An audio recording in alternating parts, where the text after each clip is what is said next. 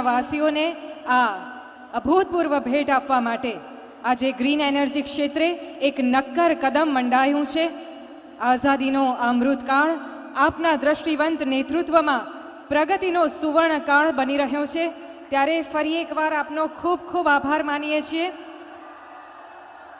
ગુજરાતની ગતિ, પ્રગતિ અને ઉન્નતિ આપવાનો અવિરત કાર્ય આપ કરી રહ્યા છો।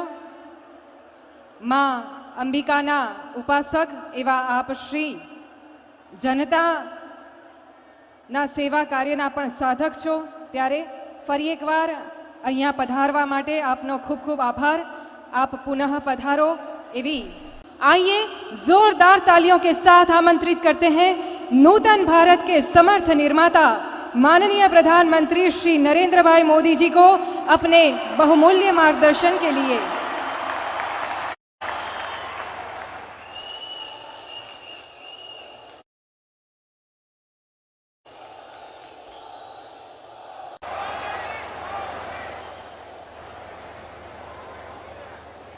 ભાવનગરના સૌ સ્વજનોને નવરાત્રિની ખૂબ ખૂબ શુભકામનાઓ।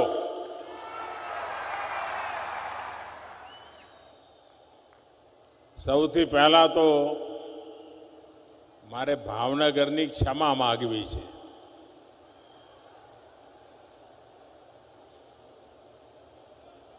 હું ભૂતકાળમાં ક્યારે આટલા બધા સમય પછી ભાવનગર આવ્યો હોઉં એવી આ પહેલી ઘટના છે।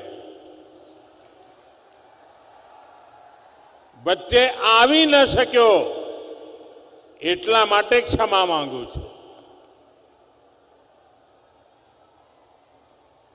અને છતાંય આજે આપે જે આશીર્વાદ વરસાવ્યા છે, જે પ્રેમ વરસાવ્યો છે, એને હું ક્યારેય નહીં ભૂલી શકું। દૂર દૂર સુધી મારી નજર જાય છે। આટલી મોટી સંખ્યામાં અને એ પણ આવી ગરમીમાં આપને શત શત નમન કરું છું। આજે મારી ભાવનગરની મુલાકાત એક વિશેષ છે। एक तरफ देश जहां आजादी के 75 वर्ष पूरे कर चुका है, वहीं इस साल भावनगर अपनी स्थापना के 300 वर्ष पूरे करने जा रहा है। 300 वर्षों की अपनी इस यात्रा में भावनगर ने सतत विकास की, सौराष्ट्र की सांस्कृतिक राजधानी के रूप में अपनी एक पहचान बनाई है। इस विकास यात्रा को नए आयाम देने के लिए आज यहां करोड़ों रुपयों के अनेक प्रोजेक्ट्स का लोकार्पण और शिलान्यास हुआ है। ये प्रोजेक्ट भावनगर की पहचान को सशक्त करेंगे, सौराष्ट्र के किसानों को सिंचाई की नई सौगात देंगे, आत्मनिर्भर भारत अभियान को और मजबूती देंगे। रीजनल साइंस सेंटर के बनने से शिक्षा और संस्कृति के शहर के रूप में भावनगर की पहचान और समृद्ध होगी। इन सभी प्रोजेक्ट्स के लिए आप सभी को बहुत बहुत बधाई।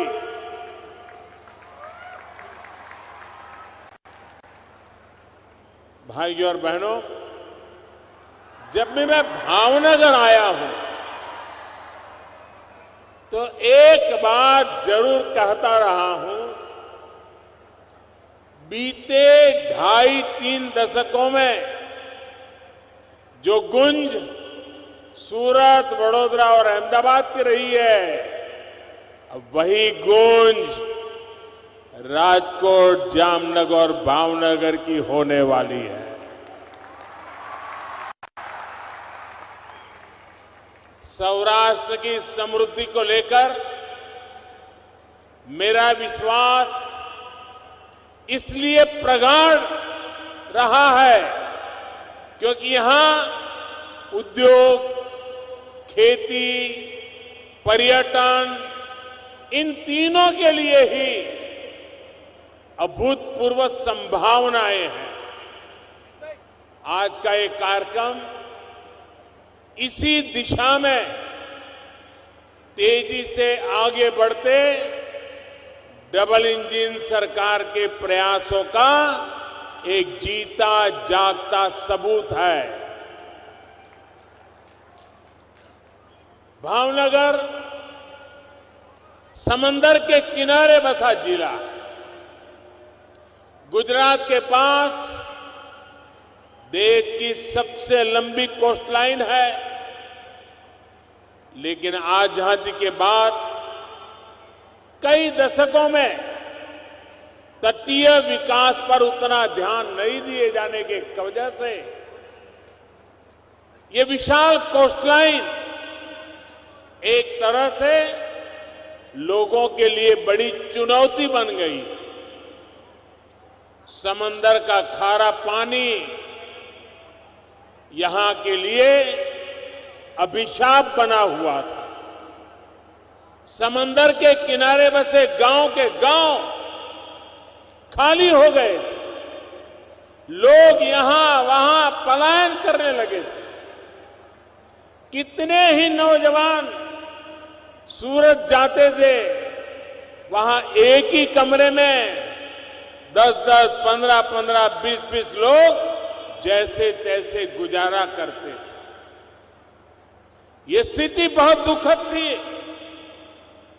साथियों, बीते 2 दशकों में गुजरात की कोस्टलाइन को भारत की समृद्धि का द्वार बनाने के लिए हमने ईमानदारी से प्रयास किया। रोजगार के अनेक नए अवसर खड़े किए। गुजरात में हमने अनेकों पोर्ट्स विकसित किए, बहुत से पोर्ट्स का आधुनिकीकरण कराया। गुजरात में आज 3 बड़े एलएनजी टर्मिनल है, पेट्रोकेमिकल हब्स है, और देश में गुजरात पहला राज्य था जहां पहला एलएनजी टर्मिनल बना था। राज्य के तटीय इलाकों में हमने सैकड़ों कोस्टल इंडस्ट्री डेवलप की, छोटे बड़े अनेक उद्योग विकसित किए। उद्योगों की ऊर्जा की मांग को पूरा करने के लिए हमने कोल टर्मिनल्स का नेटवर्क भी तैयार किया है। आज गुजरात के तटीय इलाकों में अनेक पावर प्लांट्स जो केवल गुजरात ही नहीं पूरे देश को ऊर्जा देते हैं। हमारे मछुआरे भाई बहनों की मदद के लिए हमने फिशिंग हार्बर्स बनवाए, फिश लैंडिंग सेंटर्स और फिश प्रोसेसिंग को भी बढ़ावा दिया। फिशिंग हार्बर का जो मजबूत नेटवर्क हमने तैयार किया है, उसका भी निरंतर विस्तार किया जा रहा है, उसका आधुनिकीकरण किया जा रहा है। गुजरात के तटीय क्षेत्र में मैंग्रोव के जंगलों का विकास करके हमने कोस्टल इकोसिस्टम को और सुरक्षित बनाया है और मजबूत बनाया है। और उस समय भारत सरकार में जो मंत्री हुआ करते थे, उन्होंने एक बार कहा था कि हिंदुस्तान के तटीय राज्यों को गुजरात से मैंग्रोव का विकास कैसे हो सकता है, ये सीखना चाहिए। ये काम आप सबके सहयोग से गुजरात में हुआ है। हमने एक्वाकल्चर को भी निरंतर बढ़ावा दिया। गुजरात देश के उन अग्रणी राज्यों में है जहां सीवीड की खेती को लेकर बड़े प्रयास हुए हैं। आज गुजरात की कोस्टलाइन देश के आयात निर्यात में बहुत बड़ी भूमिका निभाने के साथ ही लाखों लोगों को रोजगार का माध्यम भी बनी है। आज गुजरात की कोस्टलाइन रिन्यूएबल एनर्जी और हाइड्रोजन इकोसिस्टम उसका पर्याय बनकर के उभर रही है। हमने सौराष्ट्र को भी ऊर्जा का एक महत्वपूर्ण केंद्र बनाने का प्रयास किया है। गुजरात और देश की ऊर्जा उसकी जो जरूरतें हैं उसके लिए जो कुछ भी चाहिए, आज ये क्षेत्र उसका बड़ा हब बन रहा है। अब तो सौर ऊर्जा के भी अनेक प्रोजेक्ट्स इस क्षेत्र में लग रहे हैं। पालीताना में आज जिस सोलर पावर प्रोजेक्ट का उद्घाटन हुआ है, उससे क्षेत्र के अनेक परिवारों को सस्ती और पर्याप्त बिजली मिल पाएगी। एक समय था, जो आज 20-22 साल के होंगे ना, उनको तो इन बातों का पता भी नहीं होगा। यही हमारे गुजरात में एक समय था जब शाम को खाना खाने के समय अगर बिजली आ गई तो खुशी का दिन होता था।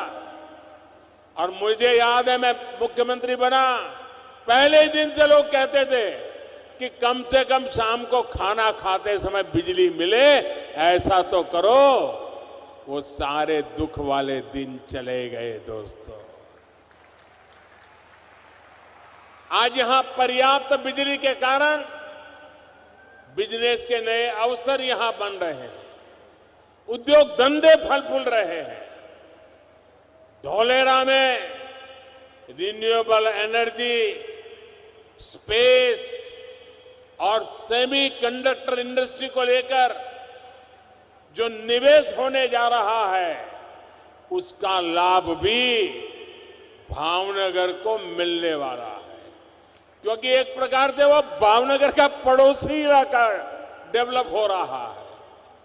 और वो दिन दूर नहीं होगा, अहमदाबाद से धौलेरा, भावनगर, ये पूरा क्षेत्र विकास की नई नई ऊंचाइयों को प्राप्त करने वाला है।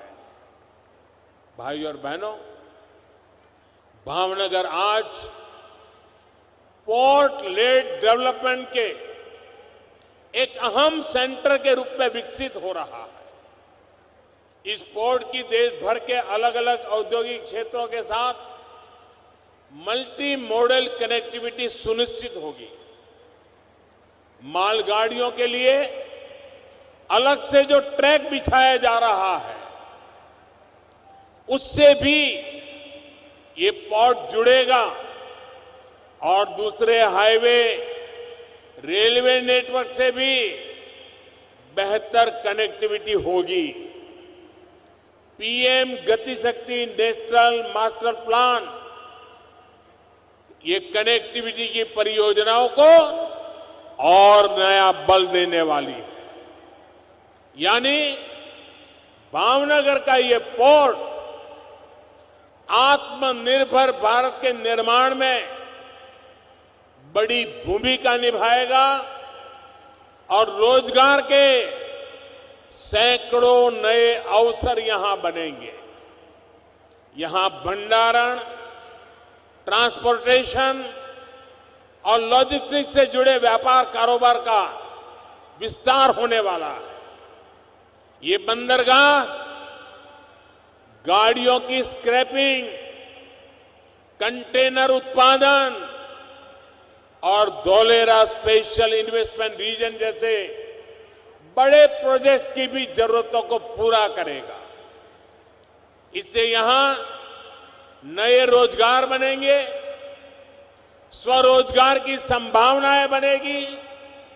साथियों, अलंग को दुनिया के बड़े शिप ब्रेकिंग यार्ड में से एक के लिए जाना जाता है। शायद ही कोई ऐसा हो जिसको अलंग का पता न हो। केंद्र सरकार ने जो नई व्हीकल स्क्रैपिंग पॉलिसी यानी पुरानी गाड़ियों को स्क्रैप करने के लिए जो नीति बनाई है, वो जब लागू होगी, मैं साथियों दावे से कहता हूं, पूरे हिंदुस्तान में ये व्हीकल स्क्रैपिंग पॉलिसी का सबसे पहले और सबसे ज्यादा लाभ किसी को मिलने वाला है तो आप लोगों को मिलने वाला है। इसका कारण है, अलंग के पास तो स्क्रैपिंग से जुड़ी विशेषज्ञता है। बड़े बड़े जहाजों को कैसे स्क्रैप किया जाता है उसकी उनको जानकारी है। ऐसे में जहाजों के साथ साथ दूसरे छोटे वाहनों की स्क्रैपिंग का भी देश का ये बड़ा सेंटर बन सकता है। भावनगर के मेरे होनहार उद्यमियों को मुझे ये याद दिलाने की जरूरत नहीं है कि वो विदेशों से भी ये छोटी छोटी गाड़ियां लाकर उन्हें यहां स्क्रैप करने का काम भी शुरू कर देंगे। साथियों, यहां जहाजों को तोड़कर जो लोहा निकलता है, अभी तक कंस्ट्रक्शन सेक्टर में उसका बड़ा उपयोग होता है। हाल ही में हमने देखा है कि कंटेनरों के लिए किसी एक ही देश पर अति निर्भरता से कितना बड़ा संकट खड़ा हो सकता है। भावनगर के लिए ये भी एक नया अवसर है और बड़ा अवसर है। एक तरफ वैश्विक व्यापार में भारत की हिस्सेदारी बढ़ रही है और दूसरी तरफ दुनिया भी कंटेनर्स के मामले में भरोसेमंद सप्लायर की तलाश में है। पूरी दुनिया को लाखों कंटेनर की जरूरत है। भावनगर में बनने वाले कंटेनर आत्मनिर्भर भारत को भी ऊर्जा देंगे और यहां रोजगार के अनेक अवसर भी बनाएंगे। साथियों, जब मन में लोगों की सेवा का भाव हो, परिवर्तन लाने की इच्छा शक्ति हो, तो बड़े से बड़े लक्ष्य को पाना संभव होता है। सूरत से भावनगर आने जाने वाली गाड़ियों की क्या स्थिति होती थी, ये आप लोग अच्छी तरह जानते हैं। घंटों का सफर, सड़क हादसे, पेट्रोल डीजल का खर्चा, कितनी सारी मुश्किलें थी। अब जीवन पर संकट भी कम हुआ, किराए भाड़े का पैसा और समय भी बच रहा है। तमाम अड़चनों के बावजूद हमने गोगा दहेज फेरी शुरू करके दिखाई, इस सपने को पूरा किया। गोगा हजीरा रोरो फेरी सर्विस से सौराष्ट्र और सूरत की दूरी लगभग 400 किलोमीटर से घट करके 100 किलोमीटर से भी कम हो गई है। बहुत ही कम समय में इस सेवा से लगभग 3 लाख यात्री सफर कर चुके हैं।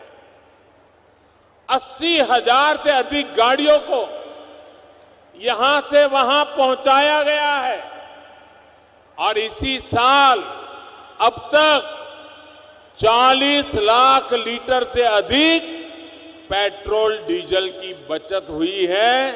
मतलब उतने पैसे आप लोगों की जेब में बचे हैं। आज से तो इस रूट पर बड़े जहाजों के लिए भी रास्ता साफ हुआ है। साथियों, आप समझ सकते हैं ये कितनी बड़ी सेवा इस क्षेत्र के सामान्य जनों, किसानों और व्यापारियों की हुई है। लेकिन इतना सब कुछ बिना किसी शोर शराबे के, बड़े बड़े विज्ञापन के पीछे पैसे बर्बाद किए बिना ये सारे काम हो रहे हैं साथियों, क्योंकि हमारी प्रेरणा और लक्ष्य कभी भी सत्ता सुख नहीं रहा है। हम तो हमेशा सत्ता को सेवा का माध्यम मानते हैं। ये हमारा सेवा का यज्ञ चल रहा है।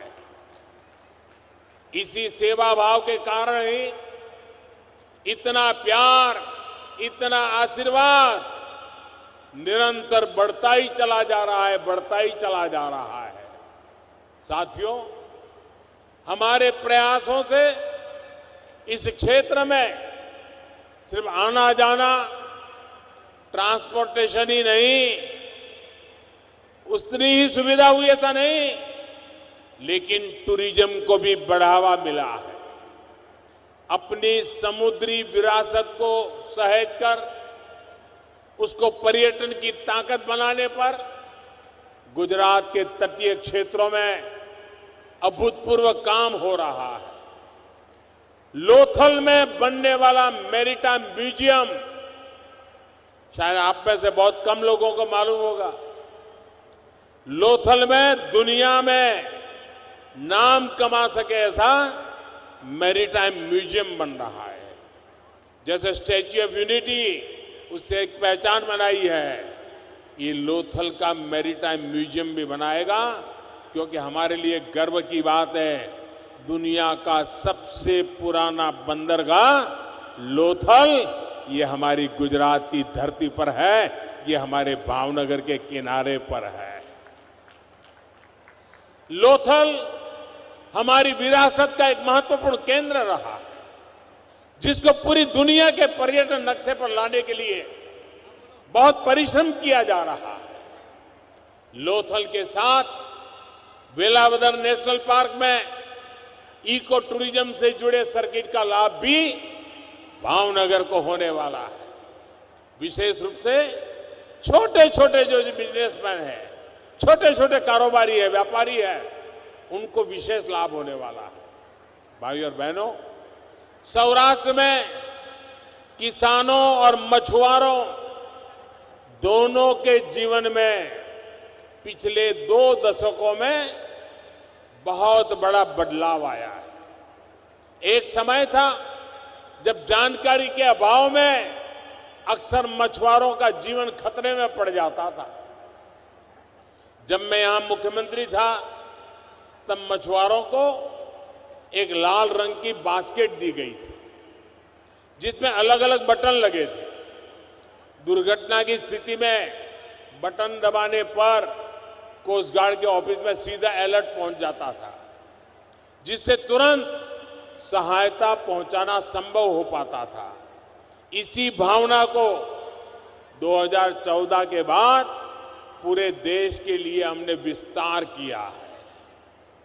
मछुआरों की नावों को आधुनिक बनाने के लिए सब्सिडी दी। किसानों की तरह ही मछुआरों को किसान क्रेडिट कार्ड दिए। साथियों, आज मुझे बहुत संतोष होता है जब सौनी योजना से हो रहे बदलाव को मैं देखता हूं। मुझे याद है, मैंने जब सौनी योजना की बात कही थी तो हमारे सौराष्ट्र में मैंने राजकोट में आकर के इसकी शुरुआत की थी। सारे मीडिया वालों ने लिखा था कि देखो, चुनाव आया इसलिए मोदी जी ने घोषणा कर दी, चुनाव जाएगा भूल जाएंगे। लेकिन मैंने सबको गलत सिद्ध कर दिया। आज सौनी योजना नर्मदा मैया को लेकर के उसे जहां जहां पहुंचाने का संकल्प किया था, तेज गति से पहुंच रही है। भाइयों, हम वतन के पक्के लोग हैं, हम समाज के लिए जीने वाले लोग हैं। साथियों, इस सौनी परियोजना का इसका एक हिस्से का लोकार्पण आज होता है और दूसरे हिस्से पर काम शुरू होता है। हम काम रुकने नहीं देते।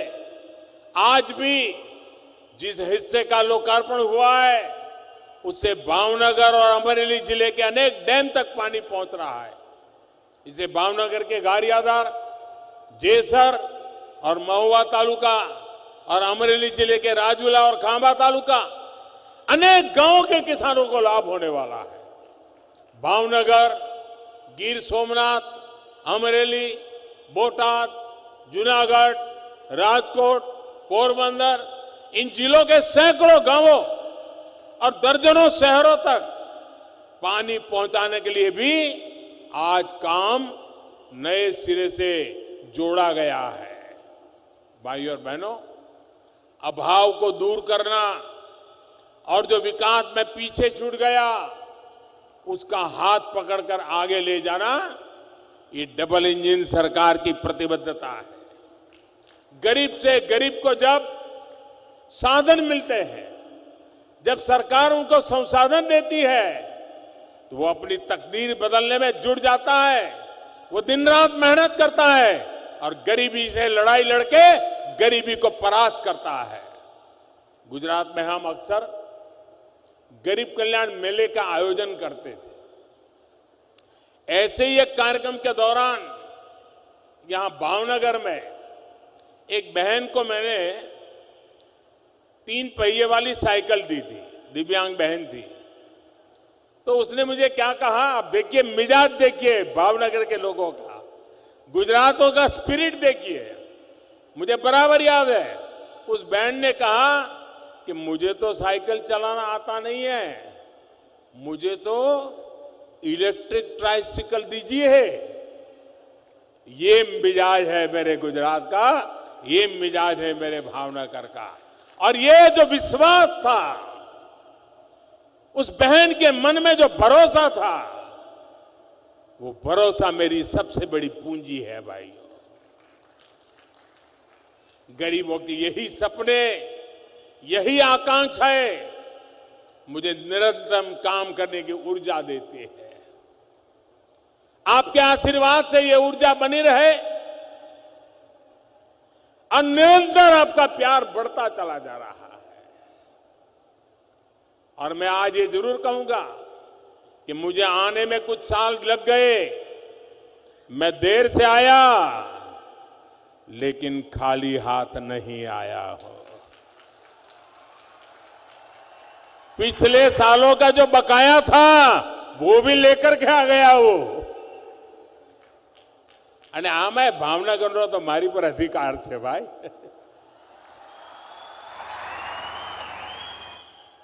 તમે ભાવનગર આવો અને નરસિંહ બાબાના ગાંઠિયા,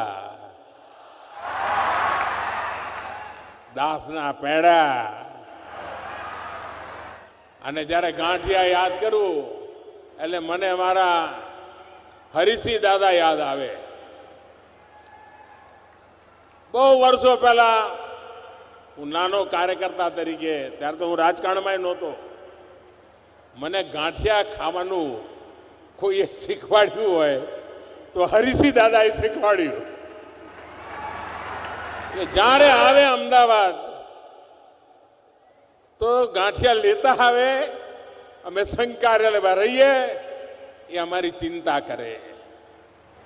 अने आजे ज्यारे भावनगर आवुं ત્યારે નવરાત્રીનું વ્રત ચાલે એટલે હમણાં તો બધું નકાબું, પણ છતાંય ભાવનગરના ગાંઠિયા દેશ અને દુનિયામાં વખણાય। આ નાની સૂની વાત નથી દોસ્તો, આ ભાવનગરની તાકાત છે। સાથીઓ, આજે વિકાસના અનેક પ્રકલ્પ લઈને હું આવ્યો છું, અનેક પરિયોજનાઓ લઈને આવ્યો છું। આ ભાવનગરની યુવા પેઢીનું ભવિષ્ય નિશ્ચિત કરનારી યોજનાઓ છે। ભાવનગરના ભવિષ્યને 4 ચાંદ લગાવનારી યોજનાઓ છે। કોઈ કલ્પના નહીં કરે એ તેજ ગતિથી ભાવનગર વિકસે એના માટેની આ યોજનાઓ છે। અને એનો લાભ આખા સૌરાષ્ટ્રને મળશે, આખા ગુજરાતને મળશે અને દેશને પણ એના ફળ ચાખવા મળવાના છે. ભાઈઓ બહેનો, આપે જે પ્રેમ વરસાવ્યો છે, જે આશીર્વાદ વરસાવ્યા છે, આટલી વિરાટ સંખ્યામાં આપ પધાર્યા છો, હું અંતઃકરણપૂર્વક આપનો આભાર માનું છું. મારી સાથે બંને હાથ ઉપર કરીને પૂરી તાકાતથી બોલો, ભારત માતા કી, ભારત માતા કી, भारत माता की. बहुत बहुत धन्यवाद.